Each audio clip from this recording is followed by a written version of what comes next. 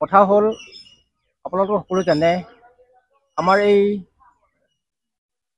ইনথেম বৌদ্ধ বিহাৰত অতিশয় লোমহৰ্ষক ঘটনা এটা ঘটি গৈছে। অতি হৃদয় বিদাৰক বিষয়। আমাৰ এজন বৌদ্ধ ভিক্ষু ইন্দ্ৰবংশ মহাথেৰ যি ইয়াৰ বিহাৰাধ্যক্ষ, তেখেতক কোনোবা আততায়ীয়ে আহি হত্যা কৰিলে। ইয়াৰ বাবে আমি অতিশয় মৰ্মাহত।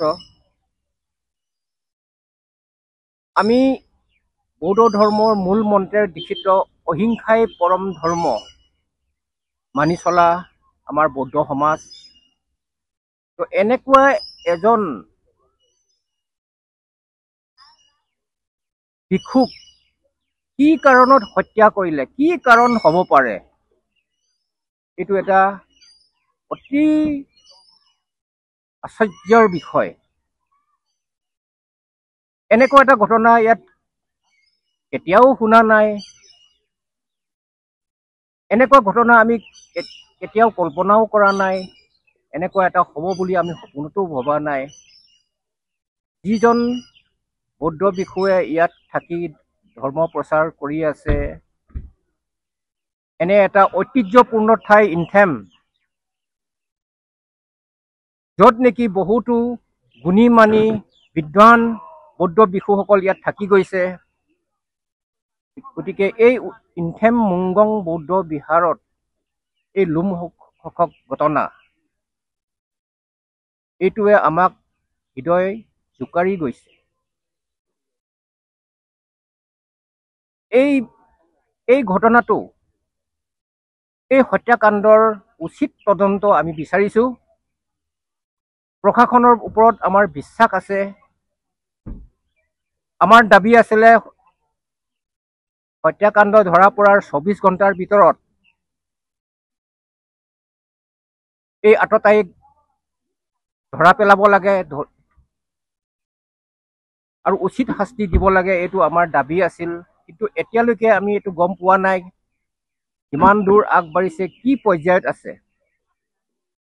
গতিকে আমি পুনৰ প্ৰশাসনক, পুলিচ প্ৰশাসনক আমি অনুৰোধ জনাইছোঁ, অনতিপলমে এই হত্যাকাৰীক কৰায়ত্ব কৰক, অন্যথা আমি গণতান্ত্ৰিক পদ্ধতিৰে প্ৰতিবাদৰ কাৰ্যসূচী ল'বলৈ বাধ্য হ'ম। কেলে আমাৰ ৰাইজ সকলো ক্ষোভিত হৈ আছে। কি হৈছে কি নাই এতিয়ালৈকে এই তদন্তৰ জানিব পৰা হোৱা নাই। ক'বলৈ ভাষা নাই এই হত্যাকাণ্ডৰ সম্পৰ্কে। এনেধৰণে হ'ব পাৰিছে, এনেকুৱা ধৰণৰ লোমহৰ্ষক ঘটনা আমি কেতিয়াও ইয়াত দেখা নাই, কেতিয়াও শুনা নাই।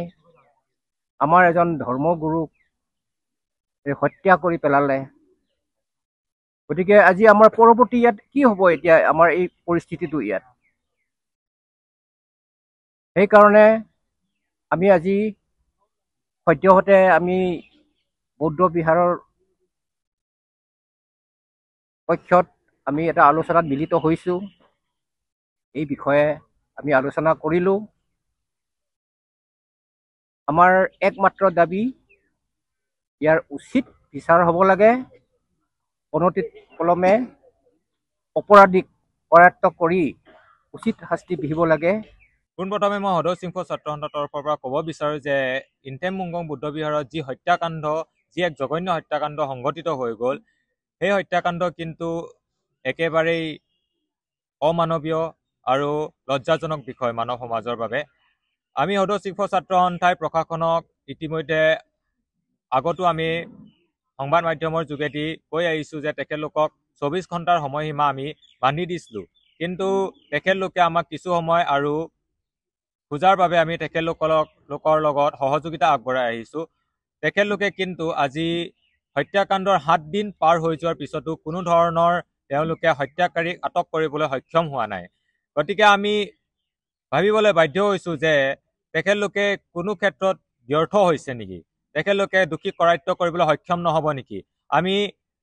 মই এগৰাকী বুদ্ধ ধৰ্মাৱলী লোক হিচাপে বা ইনথেম মুংগং গাঁৱৰ ৰাইজ হিচাপে তেখেতলোকৰ ওচৰত প্ৰশ্ন উত্থাপন কৰিব বিচাৰিছোঁ যে তেখেতলোকে কিয় 7 দিন উকলি যোৱাৰ পিছতো তেখেতলোকে বৰ্তমান সময়লৈকে দোষীক কৰায়ত্ব কৰিব পৰা নাই।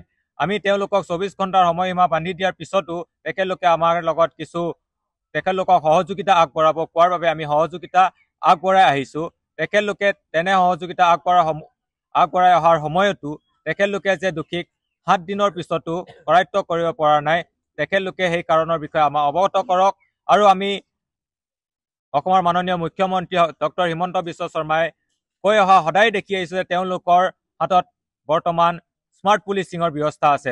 ক'ত গ'ল তেওঁলোকৰ স্মাৰ্ট পুলিচিঙৰ ব্যৱস্থা যে তেওঁলোকে 7 দিন উকলি যোৱাৰ পিছতো দোষীক কৰায়ত্ব কৰিব পৰা নাই।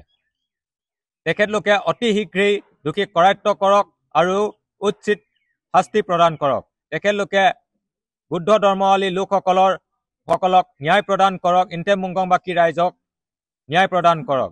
এয়া নহয় যে আজি এই ঘটনা বুদ্ধ ধৰ্মাৱলী লোকৰ লগত হৈ গৈছে, অহাকাইলৈ হয়তো কোনো এখন নামঘৰত হ'ব পাৰে, হয়তো কোনো এখন গীৰ্জাত হ'ব পাৰে, হয়তো অন্য ধৰ্মাৱলী লোকসকলৰ ক্ষেত্ৰতো এনে ঘটনা হ'ব পাৰে।